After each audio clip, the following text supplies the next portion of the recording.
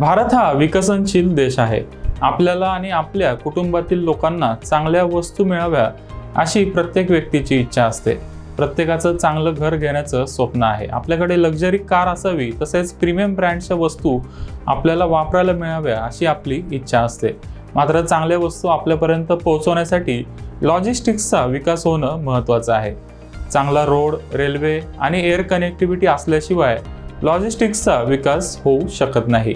एका बाजूला लोकांचे स्वप्न आणि दुसऱ्या बाजूला सरकारकडून पायाभूत सुविधांच्या निर्मितीसाठी होणारी मोठी गुंतवणूक लक्षात घेता भारतातल्या सिमेंट कंपन्यांना त्याचा फायदा होणार आहे। हा ट्रेंड आर्थिक वर्ष 2028 पर्यंत कायम राहील असा क्रिसिल रेटिंग्सचा अंदाज आहे। क्रिसिलने प्रसिद्ध केलेल्या अहवालानुसार 2025 ते 28 या कालावधीत सिमेंट कॅपॅसिटीमध्ये 150 ते 160 मिलियन टन भर पडेल असा अंदाज आहे। यासोबतच घरांच्या विक्रीमध्ये आता खूप मोठी वाढ पाहायला मिळते। घरांच्या विक्रीचा आकडा 2014 नंतर पहिल्यांदाच नव्या उच्चांकावर पोहोचलाय। म्हणूनच सिमेंटच्या डिमांडमध्ये सातत्याने वाढ होतीये। मागच्या 5 वर्षात भारतातल्या सिमेंट कंपन्यांच्या कॅपॅसिटीमध्ये जवळपास 5 पट वाढ झाली आहे। हा आकडा 119 मिलियन टनावरून 595 मिलियन टन पर्यंत वाढलाय। हा ट्रेंड येणाऱ्या काळात चालू राहील यात काहीच शंका नाहीये। मात्र या संधीचा शेअर मार्केटमधील गुंतवणूकदार म्हणून आपण काही फायदा करून घेऊ शकतो का, ते आता जाणून घेऊया। आर्थिक वर्ष 2022 मध्ये सिमेंटच्या डिमांडमध्ये 8% वाढ झाली होती आणि आर्थिक वर्ष 2023 मध्ये हा आकडा 12% पर्यंत वाढला। चालू आर्थिक वर्षात देखील सिमेंटसाठीचा डिमांड 10 ते 12% वाढेल असा अंदाज आहे। कारण निवडणुकीपूर्वी सरकार पायाभूत सुविधांच्या निर्मितीवर जास्त खर्च करतं। जास्तीत जास्त कामं पूर्ण करून जनतेसमोर आपला परफॉर्मन्स दाखवण्याची सरकारकडे ही सुवर्ण संधी असते। 2024-25च्या बजेटमध्ये इन्फ्रासेक्टरच्या तरतुदीमध्ये मोठी वाढ करण्यात आली आहे। मागच्या वर्षीच्या तुलनेत सरकारने यंदाच्या बजेटमध्ये इन्फ्रा बजेटमध्ये 11% वाढ केली आहे। सरकारने पुढच्या आर्थिक वर्षात इन्फ्रासेक्टरवर 11,11,000 कोटींची गुंतवणूक करण्याचा निर्णय जाहीर केला आहे। हा आकडा GDPच्या 3.4% आहे। म्हणजे सरकार रस्ते, पूल, हायवे, मेट्रो आणि विमानतळ याच्या विकासावर विशेष लक्ष केंद्रित करणार आहे। यामुळे केवळ सिमेंटच नाही तर स्टीलचाही डिमांड वाढेल। तसेच वर्षाच्या पहिल्या 6 महिन्यात विशेषतः पावसाळ्यापूर्वी सिमेंटची मागणी मजबूत असते। त्याचा सकारात्मक परिणाम सिमेंट कंपन्यांच्या आर्थिक कामगिरीवर पाहायला मिळेल।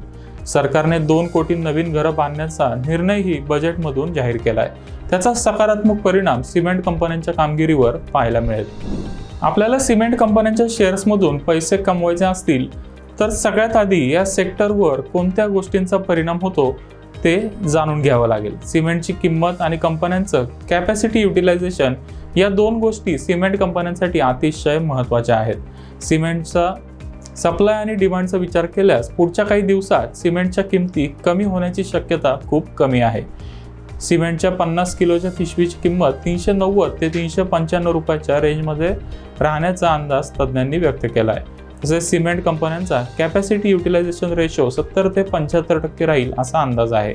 मात्र आता यामध्ये वाढ होण्याची शक्यता आहे। इन्फ्रा आणि हाऊसिंग सेक्टरकडून सिमेंटचा डिमांड वाढण्याची शक्यता जास्त आहे आणि त्या प्रमाणात नवीन कॅपॅसिटी येण्याची शक्यता कमी आहे। एकंदरीत विचार केल्यास सिमेंट कंपन्यांच्या शेअर्समध्ये रिस्क रिवॉर्ड रेशो आपल्या फेवरमध्ये आहे।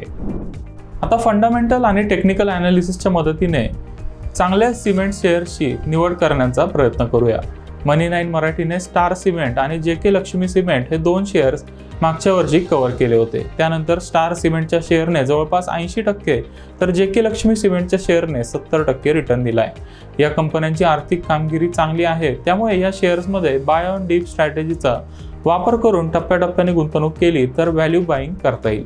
याच सेक्टरमध्ये काम करणाऱ्या बिर्ला कॉर्पोरेशन या शेअरने मंथली चार्टवर ब्रेकआउट देऊन तेजीचे संकेत दिलेत। या शेअरमध्ये 1200 ते 1700 रुपयाच्या रेंजमध्ये गुंतवणूक केल्यास पुढच्या 3 वर्षात चांगला रिटर्न मिळू शकतो।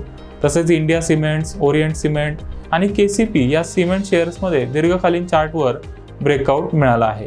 त्यामुळे या शेअर्समध्ये स्विंग ट्रेडिंग केल्यास चांगला रिटर्न मिळू शकतो।